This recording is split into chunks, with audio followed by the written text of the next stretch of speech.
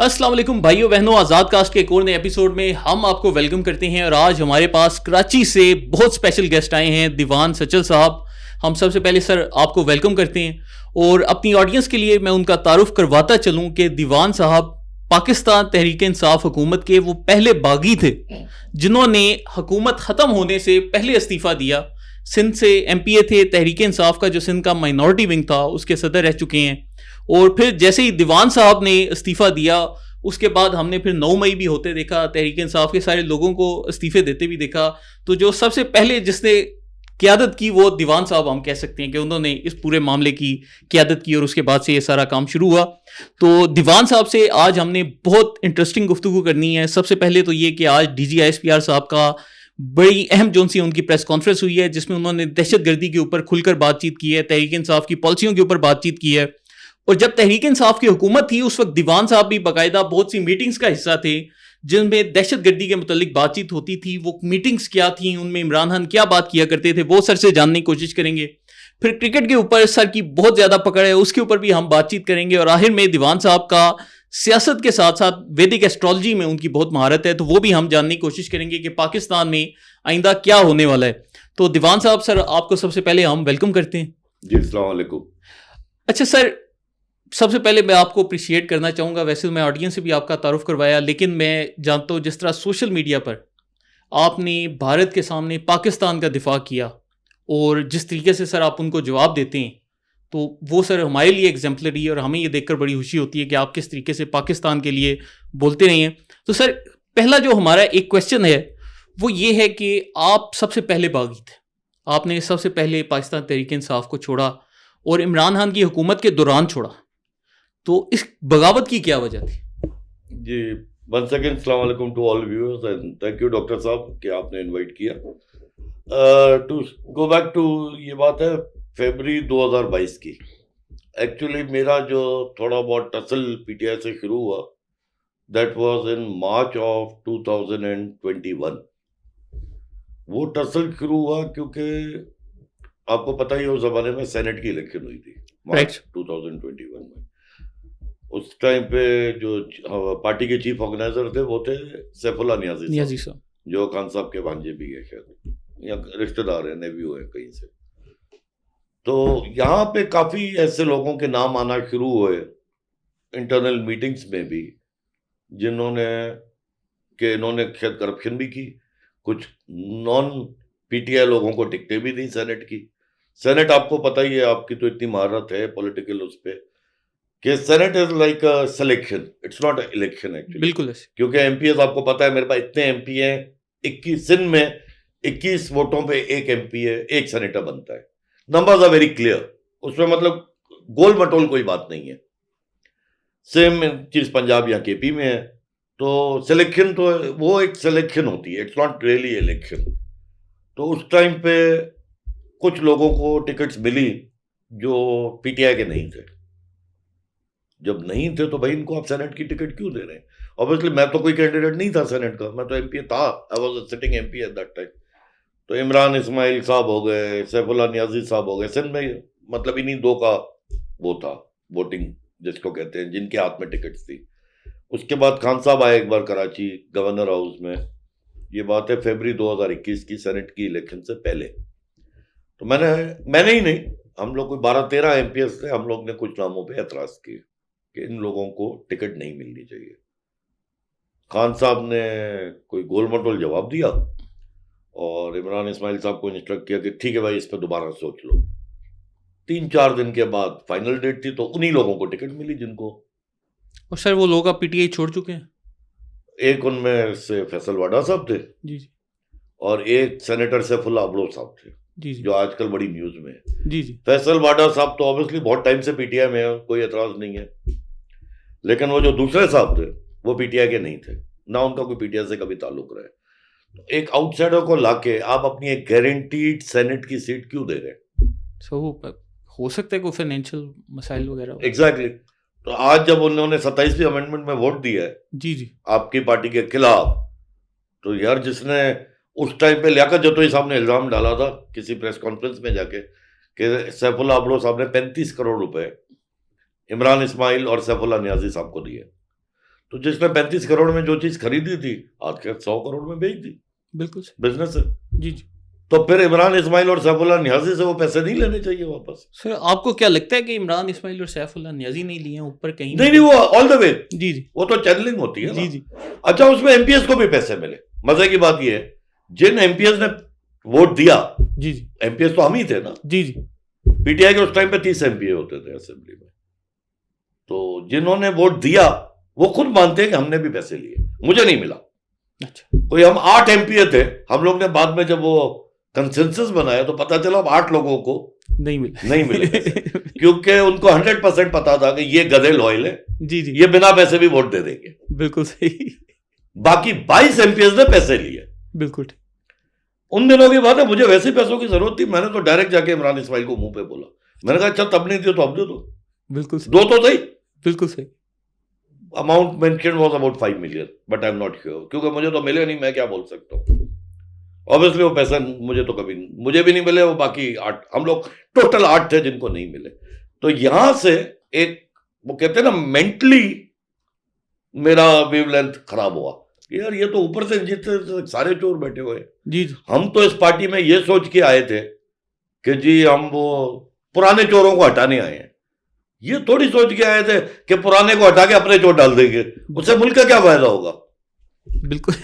उसके बाद मैं, उस टाइम पे हमारे प्रेसिडेंट साहब थे डॉक्टर आरिफ अलवी साहब, मेरी उनसे थोड़ी ज्यादा हुज्जत थी, जिसको कहते हैं सिंधी में, उर्दू में क्या कहेंगे आप लोग। I was comparatively more free with him. Urdu का तो वर्ड मुझे आता नहीं है, तो मैंने खैर उनसे फिर जाके ये बात की। उन्होंने कहा यार छोड़ दो, बड़े ये ऐसी बड़ी बड़ी बातें होती है। एंड वो कहते हैं ना कि गांव, वो समंदर में रहना है तो मगरमच्छ से तो नहीं लड़ाई करेंगे अपन, तो इसका कुछ कोई हल नहीं है। फिर मेरी खान साहब से मीटिंग हुई, मैंने उनको भी ये बात बोली। उनका I don't know if you aware और नॉट, मुझे ये पता है इस आउटसाइडर को आपने टिकट कैसे दी और क्यों दी।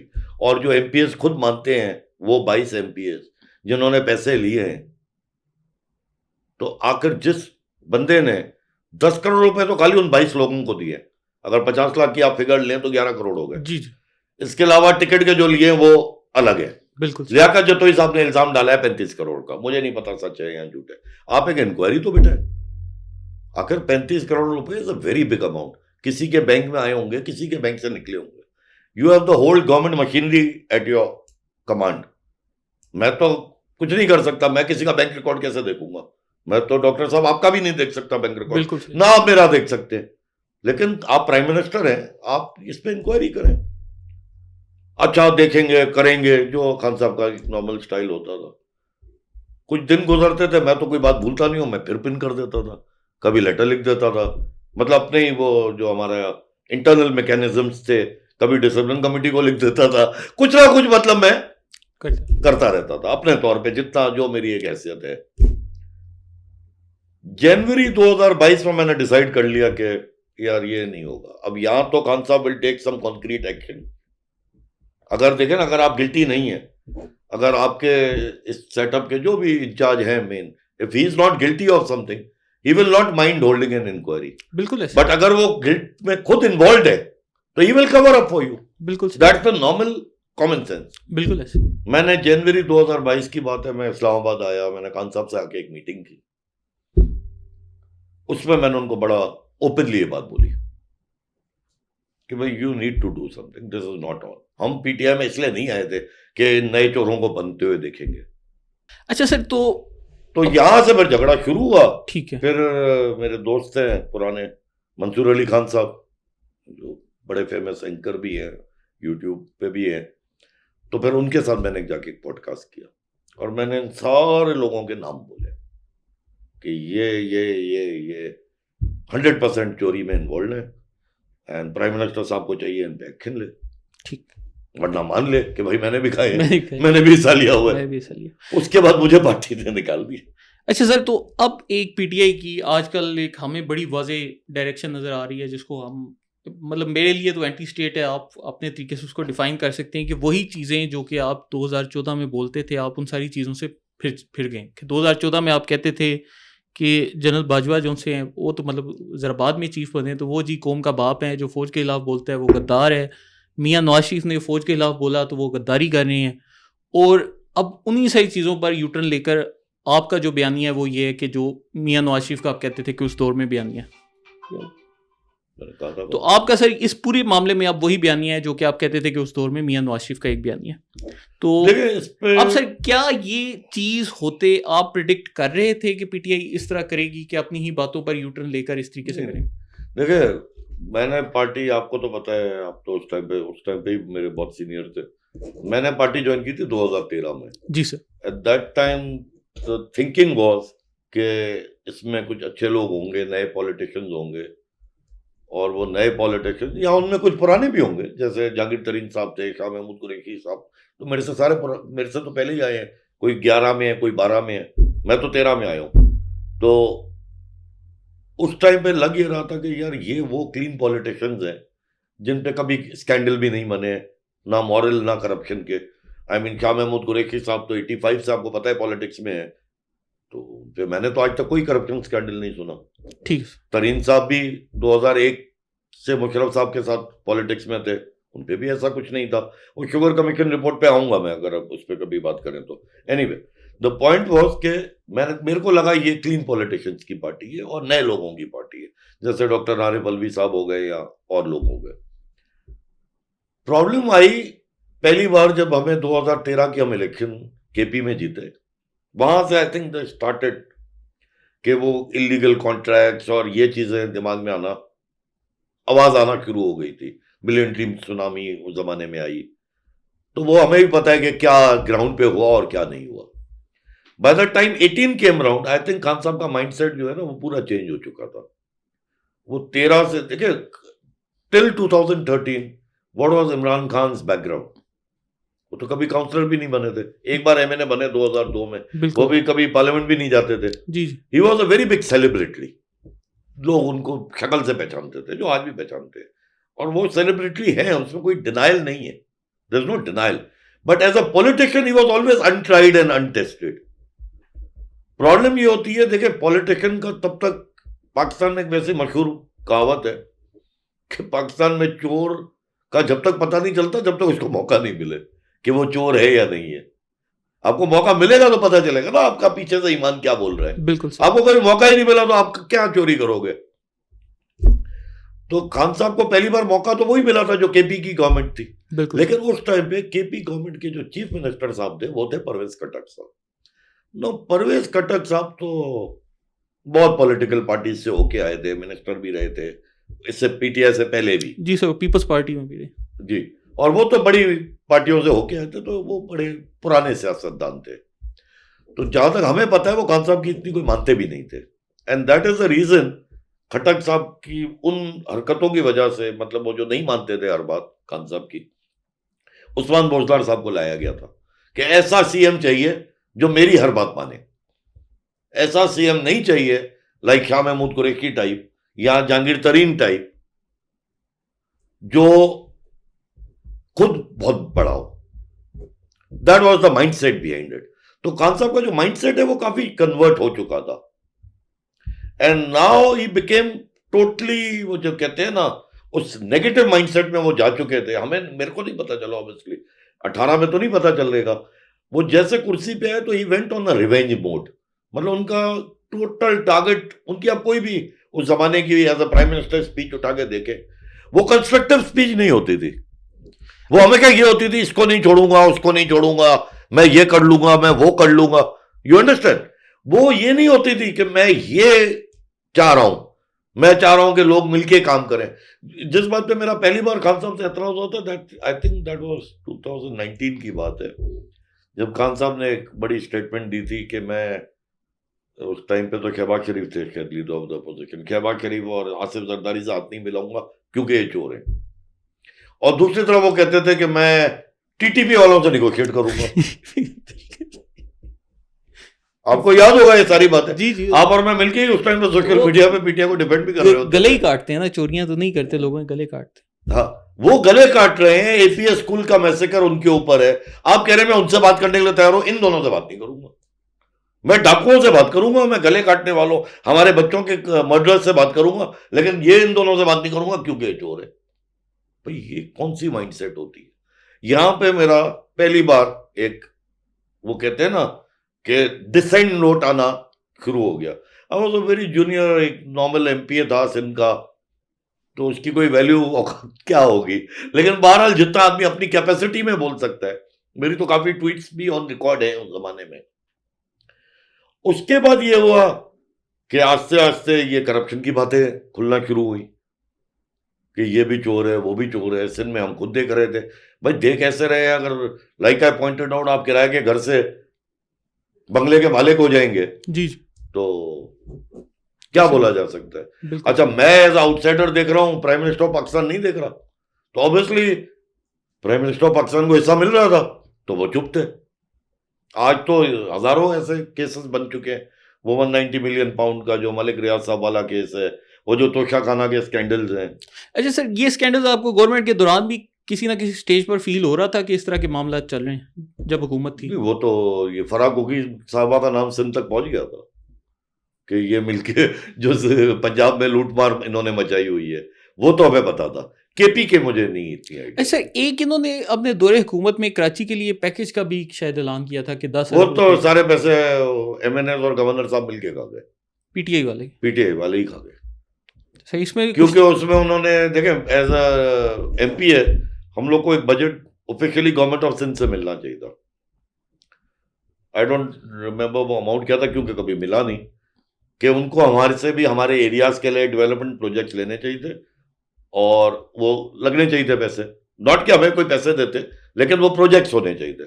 तो मुराद खान साहब ने बिल्कुल ऑन रिकॉर्ड कह दिया था कि मैं किसी अपोजिशन वाले को नहीं दूंगा। तो ना हमें मिले, ना जीडीए को मिले, ना एमक्यूएम को मिले, उन दोनों को भी नहीं मिले। ये नहीं कि मुझे नहीं मिले, उनको मिल गए, किसी को भी नहीं मिले। उसके बाद हमारे जो है, जब एमपीए से गए थे खान साहब के पास एज प्राइम मिनिस्टर, तो खान साहब को तो हमारी रिक्वेस्ट ये थी कि भाई अब आप पीपीपी वालों की तो फंडिंग रोके। तो खान साहब ने वो बात नहीं मानी, विच इज प्रॉब्ली गुड।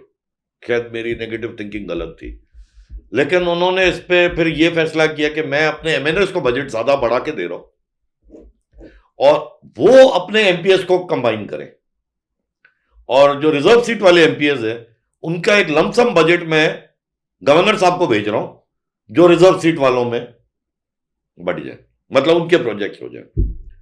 तो मैं भी एप्लीकेशन लेके गया था गवर्नर साहब के पास कि भाई ये मैंने कुछ प्रोजेक्ट्स कराची एंड गांव के लिए रखे, जिसमें ऑब्वियसली यही कुछ रिस्टोरेशन ऑफ चर्चेस या मंदिर थे, और क्या होगा, माइनॉरिटी की सीट पे आया हो तो यही प्रोजेक्ट होंगे मेरे पास। तो गवर्नर साहब ने कहा नहीं यार, ये तो नहीं हो सकता, वो तो हम लोग पैसे कहीं और लगा दिए।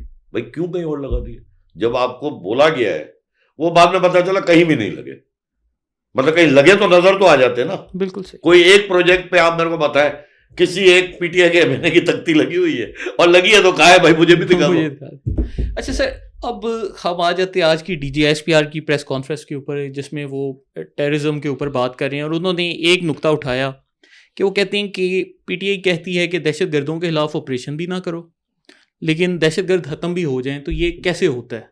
तो ये सर जो थिंकिंग है, इसको आप कैसे देखते हैं कि मतलब ऑपरेशन भी नहीं करना लेकिन टेररिज्म आपने खत्म भी करना है? ऑपरेशन देखिए मेरे हिसाब से तो बहुत पहले हो जाना चाहिए था, माजरत के साथ हमारे जो। और सर वैसे भी मेरे ख्याल से सर पाकिस्तान में अगर टेररिज्म पहले नंबर पर खैबर पख्तूनख्वा में होता है, तो उसका जो सेकंड स्पिल ओवर इफेक्ट आता है वो तो कराची में आता है। बिल्कुल, देखिए ये ऑपरेशन अभी नहीं होना चाहिए था। ये जब जनरल राहिल शरीफ साहब ने, आपको याद नहीं आ रहा मुझे, जरबे अजब जब शुरू 2014 के बाद जब ये हुआ था, मुझे याद है हमारा जब यहाँ धरना चल रहा था उसके फौरन बाद ये शुरू हो गया था, और कराची में इन्होंने बड़ी अच्छा काम भी किया था।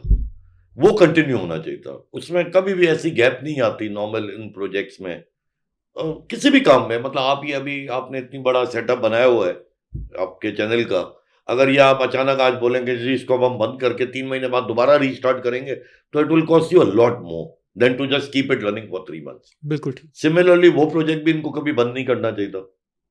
वो लेकिन जब बाजवा साहब आए 2016 में, चेंज ऑफ आर्मी चीफ हुआ था, राहिल शरीफ साहब चले गए थे एंड जनरल बाजवा साहब आ गए थे।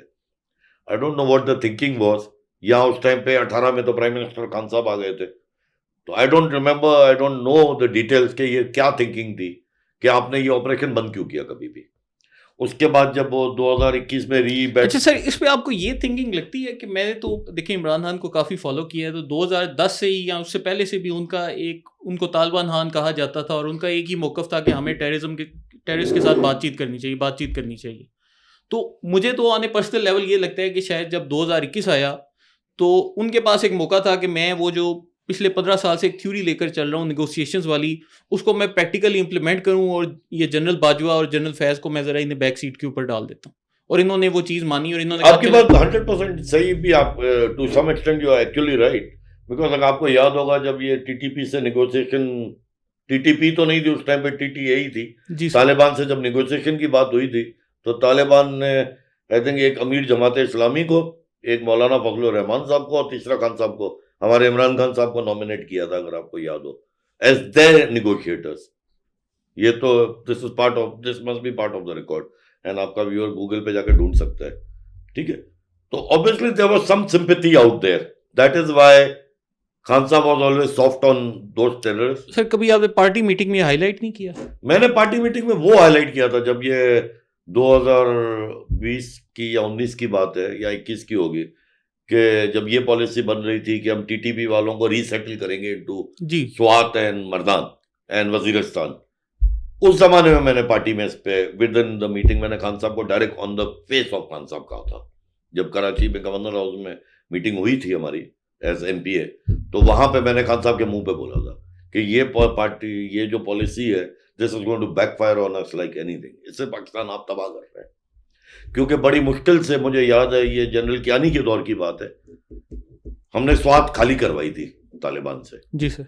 उस टाइम पे जो आर्मी चीफ थे वो जनरल कियानी थे एंड मखदूम, अपना ये क्या नाम है इनका, यूसुफ रजा गिलानी साहब जो थे वो प्राइम मिनिस्टर थे। ये उस जमाने की बात है। ठीक। आज हमने बड़ी मुश्किल से स्वात खाली करवाई है उनसे, और मैं उसके बाद स्वात गया भी हूँ। ऐसे मैं मिंगोरा एंड सैदुल शरीफ तक तो गया भी था और बड़ा पीसफुल माहौल था। आज हम चाह रहे हैं कि वो पीस हम खुद हाथ से खराब करें। जी जी। मतलब क्या बेवकूफी की पॉलिसी है। बच्चियों को स्कूलों से बाहर निकाल दें और आपको याद है मलाला का भी वही हुआ था इनसे। जी जी। तो वो भी ऑन रिकॉर्ड ही था। तो मैंने इस पे बड़ा गंद किया था। मैंने कहा अगर आपको इनको अफगानिस्तान से रीसेटल करना भी है तो इनको साइबेरिया भेज दो, एंटार्क्टिका भेज दो, मतलब ऐसी जगह भेज दो ये अकेले ही घूमते रहे। हम अपने गले में कैसे बांध सकते हैं इनको? जिन्होंने हमारे यहाँ इतने सारे खून किए हैं, हम उनको बुला के दावत दे रहे हैं वापस आने की। मतलब बेवकूफी की भी इंतहा होती है। ये मैंने मीटिंगों में 2-3 बार कहा था ऑब्वियसली, लेकिन आपको पता ही है पार्टी मीटिंग में। अगर हम आज की जो सीएम केपीके के बयान तो आप वो देखते ही होंगे, उस सुहेल अफरीदी कभी वो ऑपरेशन के खिलाफ बोलते हैं, कभी कुछ बोलते हैं। इनको सर इन सारे स्टेटमेंट्स को आप कैसे देखते हैं? मैं सुहेल अफरीदी को क्रेडिबिलिटी समझता ही नहीं हूँ। एक आदमी, कोई एक होता है कि जैसे सिंध में इलेक्शन हुई तो इंटीरियर का जो बंदा पीपीपी को वोट दे रहा है उसको पता है कि Murad Khan is the top candidate for CMship. बिल्कुल ऐसे, ठीक है। पंजाब के नून लीग के बंदे को पता था कि Maryam Nawaz is the top candidate. अगर वो नहीं होंगी तो हमजा शहबाज हो जाएंगे। मतलब इन दोनों भाई बहन में से कोई आना, तीसरा तो कोई नहीं आना। जी जी। हाँ, ये हो सकता है कि वहां पे नवाज शरीफ साहब खुद बैठ जाए तो यहाँ पे शहबाज शरीफ साहब आ जाए। मतलब गेम ये थी, एक क्लियर चीज, they know who they were voting for. सबको पता था बिलावल भुट्टो साहब तो नहीं बनेंगे सीएम। जी जी। केपी और पंजाब में जो पीटीआई का वोटर था वो वोट डाल रहा था सिर्फ खान साहब के इश्क में। जिसने भी वोट डाला खान साहब के लिए, उसने खान साहब के लिए वोट डाला। उसको पता है कि लास्ट मिनट पे हमारे पे उस्मान बोजदार भी आ सकता था। मतलब वही बात है, अभी अगर वो पंजाब, अगर पीटीआई जीतती और वो अनाउंस करते फराग होगी सीएम है तो कौन रोक सकता? कौन रोक सकता है? रिजर्व सीट पे उनको एंट्री मिल जाती, बिल्कुल, सीएम भी बन जाती, कौन रोक सकता था? तो वैसे ही सीएम थी बगैर इसके, वो थी, लेकिन ऑफिशियल भी कर दो भाई, दे दो उसको कुर्सी भी। जी जी। तो इस तरह इलेक्शन नहीं होती दुनिया में। तो सुहेल अफरीदी का तो कोई नाम नहीं था, कौन जानता था? मतलब 2024 की इलेक्शन में सुहेल अफरीदी के हल्के में तो जरूर उनको जानते होंगे, जिन्होंने वोट दिया है जरूर जानते होंगे, आई एम अज्यूमिंग जानते थे, लेकिन वैसे कौन जानता था? कोई पूरे मुल्क में किसी ने नाम सुना था इनका? सर वो कह रहे हैं हमने वर्कर को सीएम बना दिया। बहुत अच्छा किया, मैं कब मना कर रहा हूँ, लेकिन किसी पढ़े लिखे अच्छे आदमी को बना लेते तो कोई बुरी बात नहीं थी। मतलब मैंने यंगस्टर को, अभी मैं आपके कमरे में आया, आपकी जो कैमरा मैन तो नहीं कह सकता, कैमरा वुमेन थी, तो आपने बड़े प्राउडली जैसे बताया जी, देखिए हमारी यहाँ जेंडर पैरिटी है, एंड हमारी जो कैमरा ऑपरेटर है वो भी एक औरत है, आप ही ने मुझे अभी जी जी इनसे इंट्रोड्यूस कराया, तो it's a very good thing. But वो केपेबल भी तो है ना जी जी कैमरा ऑपरेट करने के लिए। मतलब वही बात है, अगर आप मेरे को एक ऐसी कोई दिखा दें औरत जिसको कैमरा ही नहीं पता कि कैमरा होती क्या है, तो मैं आपकी शाबाशी तो नहीं देता, मैं तो आपको आगे से यही कहता गधे हैं हम। बिल्कुल ऐसे। अच्छा सर, अब आजकल मतलब एक चीज़ तो कम से कम कौम के सामने क्लियर होती जा रही है कि पीटीआई की जो पॉलिसीज़ हैं वो तो एक नेगेटिव साइड पे जा रही हैं, लेकिन अब बहुत से लोग ऐसे भी हैं जो कि कहते हैं कि अगर एक बंदा पाकिस्तान को क्रिकेट में वर्ल्ड कप जितवा सकता है तो वो मुल्क भी तब्दील कर सकता है।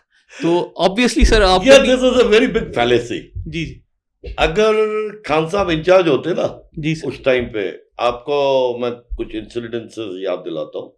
वर्ल्ड कप हुआ था आई थिंक मार्च 92 की बात है, top of my head, again I could be wrong. 92 तो सबको याद है, लेकिन मार्च आई थिंक महीना था वैसे। उस टाइम पे जब पहली टीम अनाउंस हुई थी उसमें जावेद मियांदाद का नाम नहीं था।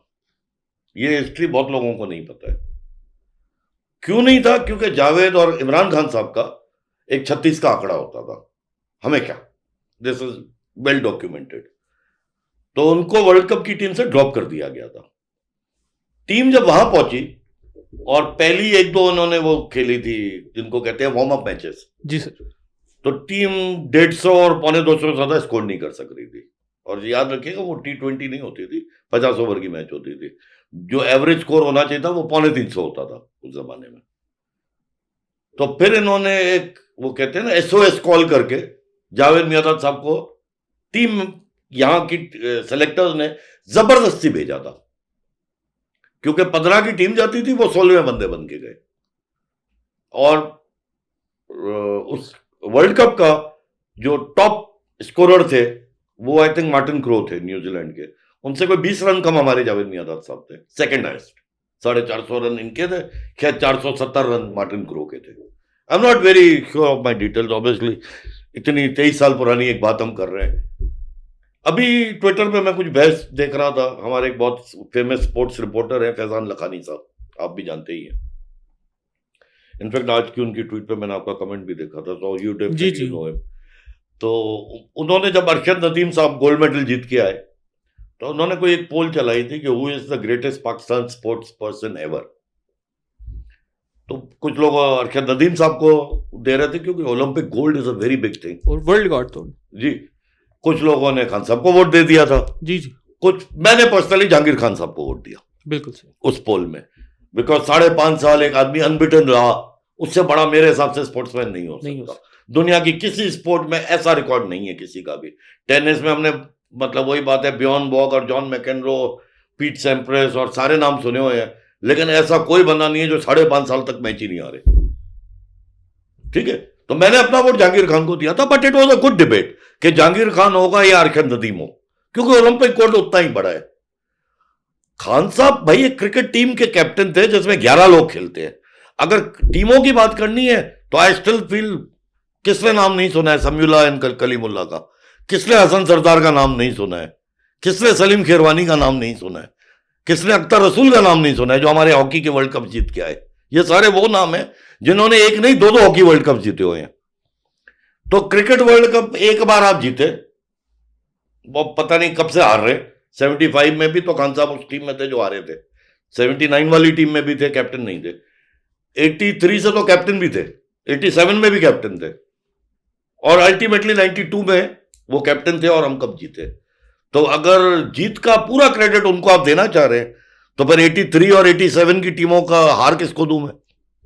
फिर वो उनको नहीं दूं, वो मैं ले लेता हूं, मेरी गलती है, मैं पैदा हो गया था जी। तो देखे ना टीम कब जीतती है, एक आदमी नहीं जीतता। अभी इंडिया में इसमें बड़ी डिबेट चली है ट्विटर पे, आपको पता ही है। ये लोग क्रेडिट दे रहे थे कुछ लोग महेंद्र सिंह धोनी को 2011 के वर्ल्ड कप का, जी जी, उस पे फिर बाकियों का भी रिकॉर्ड है ना, सचिन तेंदुलकर ने ये किया, युवराज सिंह ने ये किया। यस, धोनी साहब ने बहुत अच्छा खेला, India won the world cup, there is no argument about it, मतलब the whole team won it. एक आदमी नहीं जीत सकता वर्ल्ड कप। मतलब खान साहब का अगर आप स्टैटिस्टिक्स देखें 92 वर्ल्ड कप के, तो he was neither the best batsman not the best bowler. तो क्या मैं क्या बोलूं, खान साहब नहीं जीते, हमारी टीम जीती, हम जीते वर्ल्ड कप। अच्छा सर, अब जरा सियासत पे थोड़ा एक दोबारा आते हैं। तो अब सर बयानिए जो से हैं वो तो सख्त होते जा रहे हैं, पीटीआई वाले भी सख्त होते जा रहे हैं, लेकिन हमें एक पीटीआई वाले तो कुछ नहीं, अपना दीवार से सर मार रहे हैं ना। अब सर एक जो स्टेट पॉलिसी है हमें वो भी तब्दील होती नजर आ रही है कि आज से पहले कभी किसी डीजीआईएसपीआर ने इस तरीके से फुली किसी पार्टी को कन्फ्रंट नहीं किया जैसे वो अब कर रहे हैं। तो ये जो एक रियासती पॉलिसी है इसको आप कैसे देखते हैं? नहीं, आई थिंक इसको और हार्डकोर होनी चाहिए। इसमें अभी भी देखें इश्यूज हैं, हमारे काफी ऐसे भगोड़े बैठे हुए हैं बाहर जो एंटी पाकिस्तान नैरेटिव चलाते हैं। शहबाज गिल है और भी है, मैं तो इतना देखता नहीं हूँ, आपको पता है मैं इतना फैन नहीं हूँ लोगों का। तो ये लोग एंटी पाकिस्तान नैरेटिव चलाते हैं। आदिल रजा आपको फॉलो करता है? आदिल रजा साहब से तो मेरी, क्योंकि वो किसी जमाने में जब पीटीआई में थे तो मेरी उनसे हाई हेलो होती थी जी। मुलाकात तो नहीं हुई थी कभी, लेकिन ट्विटर पे हाई हेलो हो जाती थी। तो वो आज तक इज्जत में, वो भी मुझे फॉलो करते, मैं भी उनको फॉलो करता हूँ, ऐसी बात नहीं है। ठीक। तो उनको मैं नहीं बोल रहा हूँ कुछ भी, लेकिन शहबाज गिल है और ऐसे बहुत है वहां अमेरिका में बैठे हुए, ये जो बातें करते हैं दैट इज एंटी पाकिस्तान। आज मैं वो देख रहा था कि कोई कह रहा था कि क्या नाम है इनका, क्या नाम था यार, ये शहजाद अकबर, क्या नाम है जी सर, शहजाद अकबर जी, ये बोल रहे थे मेरे ऊपर अटैक हुआ है या जो भी, दूसरा अटैक हो गया, दूसरा तीसरा जो भी कह रहे थे जी। इन्होंने तो 2023 में भी कहा था मेरे पे एसिड अटैक हुआ है, जो सर सिर्फ ऐनक के ऊपर गिरा है। नहीं, वो ब्रिटिश पुलिस ने केस की फाइल ही बंद कर दी 3 दिन के बाद। आप मेट्रो पुलिस का जाकर रिकॉर्ड देखें, मैं देख चुका हूं, उन्होंने फाइल ही बंद कर दी, no proof, no conclusive evidence.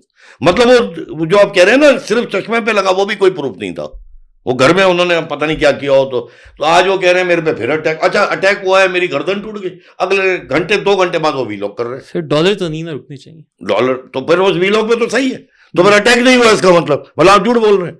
अब ये सब चलते एंटी पाकिस्तान। अच्छा, इस पे पर हमारा पीटीआई वाला जितना पाकिस्तान में, जिसको ये क्या कहते हैं, अपने आप को जेनजी कहते हैं, क्या कहते हैं सर, यूथिया? नहीं, वैसे कोई एक टर्म है यार, यूथिया तो मेरे को भी लोग कहते थे, छोड़ दे, खैर आपको मेरे को भी कह चुके हैं जी। वो दूसरा वाला, वो जो डू वाला है, वो अपन दोनों पे नहीं आया कभी क्योंकि वो टर्म उसके बाद बना था, लेकिन वो यूथिया तो मैं और आप भी रह चुके हैं जी। तो अच्छा, मेरे को तो मजा आता था जब मुझे कोई यूथिया कहता था, भाई मैं बुढ़ा 58 साल का आदमी हूं, आप मेरे को यूथ में डालना चाह रहे हैं, आपकी मेहरबानी, मैं क्यों मना करूं। एनीवे, तो इस पे ये कह रहे थे, देखे जी पाकिस्तान ने हमारे पे हमले करे हैं। अरे भाई शुक्र करो तुम लोग इंडिया वाले नहीं हो, इंडिया के जो डिसिडेंट्स थे कनाडा में, उन्होंने तो उनको मरवा दिया था जी। ये बात ऑफ रिकॉर्ड है। इस बात पे कैनेडियन प्राइम मिनिस्टर, क्या नाम था उस टाइम पे, जस्टिन ट्रूडो ने जाके इंडिया को डिमांड किया था इस बात पे कि how dare your spy agencies come into Canada and kill our people. तो यूके गवर्नमेंट ने तो पाकिस्तान को कोई डिमांड नहीं किया, तो इसका मतलब आप जो कह रहे हो झूठ बोल रहे हैं ना, वरना तो यूके गवर्नमेंट सबसे पहले पाकिस्तान गवर्नमेंट को पकड़ेगी ना, जो ऐसी, बिल्कुल ऐसी। तो ये तो मतलब टोटल झूठ बोलते हैं। अच्छा, माय पॉइंट है, ये जो नैरेटिव बनाते हैं, ये जो रीट्वीट होता है, ये जो लाइक होता है, इस पे जो लाखों कमेंट्स हैं, वो तो यहीं पे लोग बैठे हुए हैं ना, हम इनको क्यों नहीं कुछ कर सकते। मतलब एक आदमी घर में बैठ के एंटी पाकिस्तान नैरेटिव चला रहा है। अच्छा, उसमें 80% तो अफगानीज हैं, आप उनका वो देखें लोकेशन जितने ये ऐसी, आजकल तो वो ट्विटर ने क्योंकि लोकेशन खोली हुई है तो हम तो देखते हैं, वो लोकेशन इंडिया की आती है, प्रिटेंड करते हैं वो पाकिस्तानी है या अफगानी है, हम इनको कुछ करते ही नहीं है। मैं ये नहीं कह रहा उनका ट्विटर ब्लॉक करो, मैं कह रहा हूं घर से जाके उठाओ यार उनको, कि how dare you talk against Pakistan. In Pakistan आप बैठे, आप पाकिस्तान की रोजी खा रहे हैं, आप पाकिस्तान के रिसोर्सेज पे जिंदा है, और आप एंटी पाकिस्तान नैरेटिव पे बकवास कर रहे हैं। और वो जो भगोड़े हमारे बाहर बैठे हैं, उनके भी तो कोई रिश्तेदार होगा यहाँ पे, शायद उनकी कोई प्रॉपर्टी हो पाकिस्तान में, मुझे नहीं पता, शायद कोई बैंक बैलेंस हो। ये सब हमने क्यों छोड़ा हुआ है? और ये करेगा कौन? गवर्नमेंट करेगी ना, मैं तो नहीं कर सकता, डॉक्टर साहब आप तो नहीं कर सकते, नहीं, हम तो नहीं कर सकते। ये कौन करेगा? ये गवर्नमेंट ऑफ पाकिस्तान करेगी, गवर्नमेंट करेगी, जो हमारी टॉप एजेंसीज है वो करेंगी। तो भाई करो ना, ये बातों करने से आप लोग जैसों दोस्तों का पेट भरता है, मेरा पेट नहीं भरता। मैं कहता हूँ खाना खिलाओ तो पेट भरेगा।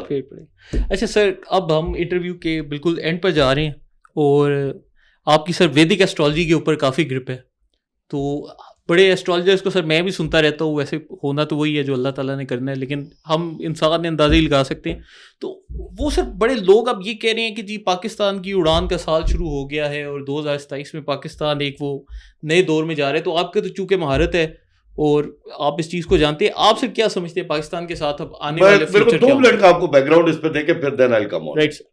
2 मिनट का बैकग्राउंड ये, मेरे को एक्चुअली एस्ट्रोलॉजी का शौक मेरे चाचा थे, उनको बहुत ज्यादा आती थी, उन्होंने मुझे सिखाई थी, पामिस्ट्री भी एंड एस्ट्रोलॉजी भी। चाचा ताया वो मुझे फर्क नहीं पता, मेरे फादर से बड़े थे, मुझे ये पता है, मुझे चाचा ताया का फर्क नहीं बोल रहा।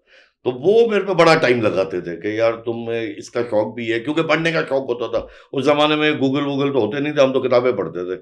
तो किताबें भी मेरे को उन्होंने लाके दी, पामिस्ट्री की, एस्ट्रोलॉजी की। मैंने वहां से ये पिकअप करना शुरू किया। I never made it a profession, जैसे काफी लोग तो बहुत बढ़ गए, क्योंकि अगर प्रोफेशन बनाते तो फिर उसमें और रिसर्च की जरूरत थी। मुझे और चीजें ज्यादा इंटरेस्टिंग लगती थी, तो मैंने उसको कभी प्रोफेशन नहीं बनाया, बट मैं शौक में करता रहा। ये एक्चुअली मजा शुरू हुआ as far as PTI is concern 2018 की ये बात है। एक इंडियन एस्ट्रोलॉजर ने, मुझे उनका नाम नहीं अभी याद कर रहा, बट वो कोट ट्वीट है मेरे पास अभी भी, ये ट्वीट की थी कि Imran Khan will not become the prime minister of Pakistan ever. तो मैंने अपने जो कैलकुलेशन की, मेरे हिसाब से वो गलत कह रहे थे, तो मैंने उनको कोट ट्वीट किया कि Imran Khan will become the prime minister of Pakistan in 2018 and you can take this to the bank. तो इस पे पर मुझे डॉक्टर आरिफ अलवी साहब का फोन आया, क्योंकि वो मेरे डायरेक्ट बॉस होते थे उस जमाने में। मैं सिंध का एडिशनल जनरल सेक्रेटरी होता था एंड डॉक्टर साहब जो थे वो सिंध के प्रेसिडेंट होते थे पीटीआई के, कि भाई मेरे बारे में भी कुछ बताओ। बिल्कुल सही। तो मैंने उनको कहा जी ठीक है। तो डेट ऑफ बर्थ तो थी, क्योंकि कोइंसिडेंटली उनकी डेट ऑफ बर्थ और मेरे फादर की अब तो डेथ हो गई, बिल्कुल सेम है। आरिफ अलवी साहब की डेट ऑफ बर्थ इज 29 अगस्त, ठीक, and my father was also born on 29th August. Obviously age difference था, my father was much older. तो मैंने जब आरिफ अलवी साहब का बनाया तो मेरा अपना दिमाग घूम गया। अच्छा। और मैंने ट्वीट कर दी कि Arif Alvi will get something which he does not even dream of. अच्छा। आरिफ अलवी साहब का फोन आ गया रात को कि इसका क्या मतलब है। मैंने कहा मतलब इतना ही था जितना मैंने लिखा है, कि आपको कुछ ऐसा मिलने वाला है जो आप सोच भी नहीं सकते। अब इसका यह भी मतलब हो सकता है आपको डायरेक्ट जेल में डाल दे। बिल्कुल सही भाई, आप तो नहीं सोच रहे ना कि आपको जेल में डाल सकते हैं। जी जी। मतलब कुछ ऐसा होने वाला है आपके साथ कि you day not dream of what ये होगा। ये बात, अच्छा इलेक्शन जो हो गए, आरिफ अलवी साहब सदारत पे पहुंच गए। उन्होंने फिर ये बात जाके, क्या नाम है आपकी फीमेल एंकर है बड़ी फेमस, वो जो हिजाब करती है, किरण दास, आसमा शिराजी, आसमा शिराजी, वो जो भी करती हैं कुछ, मतलब जी, वो जी। मुझे यार ये टर्मोलॉजी आपको पता है, मुझे इतना पता नहीं है। उनके शो में भी ये बात मानी कि मेरे पीटीआई के दोस्त थे, उन्होंने जनवरी में मुझे बोल दिया था तुम्हारे साथ होने वाला है। मैंने प्रेसिडेंट नहीं प्रिडिक्ट किया था। अच्छा, फिर मैंने मस्ती मस्ती में दोस्तों के कहने पे शाह साहब का भी बनाया। अच्छा। और मैंने ये भी ट्वीट कर दिया कि शाह साहब को जो उम्मीद है वो नहीं मिलेगा, उससे थोड़ा कम ही मिलेगा। यही हुआ, क्योंकि वो पंजाब के सीएम की उम्मीद कर रहे थे, मिला उनको फॉरेन मिनिस्ट्री दी। बिल्कुल सही। तो एनीवे, मैंने लास्ट ईयर के बाद एक्चुअली करना थोड़ा कम कर दिया। इस साल मैंने इतनी मेहनत नहीं की, क्योंकि लास्ट ईयर मैंने बड़ी मेहनत की थी खान साहब के एक उस पे, और मुझे लग ये रहा था कि ये फरवरी या मार्च तक छूट जाएंगे। ये लास्ट ईयर की बात है, मैंने ट्वीट भी की हुई है। बिल्कुल सही। और वो गलत हो गई ऑब्वियसली, हालात वो नहीं बने कि कभी भी वो छूट सके। तो इस साल मैंने इतनी नहीं की है, लेकिन एक की थी मैंने, एक बार बैठ के, खान साहब सेंट्रिक नहीं की थी, पाकिस्तान सेंट्रिक की थी। तो उसमें यह था कि फरवरी में वर्ल्ड ओवर खास करके, लेकिन स्पेशली फॉर पाकिस्तान, एक दो ऐसी बातें हो जाएंगी जिससे बड़ा चेंज आएगा and we'll be elevated a lot. हम ऊपर जाएंगे, हम ऊपर जाएंगे। ठीक। आप 2027 की बात कर रहे हैं, मुझे तो फरवरी नजर आ रहा है। बिल्कुल ठीक। मतलब फरवरी 2026 की मैं बात कर रहा हूं, मैं तो मतलब अगले 50-60 दिन की बात कर रहा हूं। ठीक। आप तो 11 महीने आगे की बात करना चाह रहे हैं। बिल्कुल ठीक। ठीक है कि वर्ल्ड ओवर कुछ होगा ऐसा कि हमारा जो ग्राफ है, अभी देखें पिछले 1 आध साल में तो बढ़ा है, बहुत ज्यादा बढ़ा, बहुत ज्यादा बढ़ा है। हमने सोचा हमारी जो फॉरेन पॉलिसी है वो जितनी पहले फेल थी, अब उतनी दुनिया हमें कोट कर रही है, सऊदी अरब हमारे साथ डिफेंस एग्रीमेंट कर रही है, डोनाल्ड ट्रंप साहब हर अपने बयान में पाकिस्तान के फील्ड मार्शल साहब की बड़ी तारीफ करते हैं जी। तो ऐसा तो कुछ नहीं, जेन्युइनली अगर आप देखें हॉरिजॉन पे तो ऐसा नहीं करना चाहिए शायद उनको, लेकिन वो करते हैं तो मतलब हमने कुछ किया है ना, हमने वो प्रूव किया है दुनिया को। वो उस वॉर का बेसिक ये सारा रिजल्ट है इंडिया वाली वॉर का, कि जो इन्होंने फॉल्स फ्लैग किया था पहलगाम अटैक की वजह से, उस पे ये कभी ख्वाब में भी नहीं सोच सकते थे कि पाकिस्तान इनको ऐसा जवाब देगा। तो चलिए दोस्तों, इसके साथ ही आज के शो का इख्तिताम करते हैं। दीवान साहब ने बड़ी मजे की बातें की, तो उम्मीद है आपको पसंद आई होगी। अगर आपको हमारा शो पसंद आता है, आप सबसे गुजारिश है कि इसको शेयर करें और हमारे चैनल आज़ाद सियासत को सब्सक्राइब करें। बहुत शुक्रिया।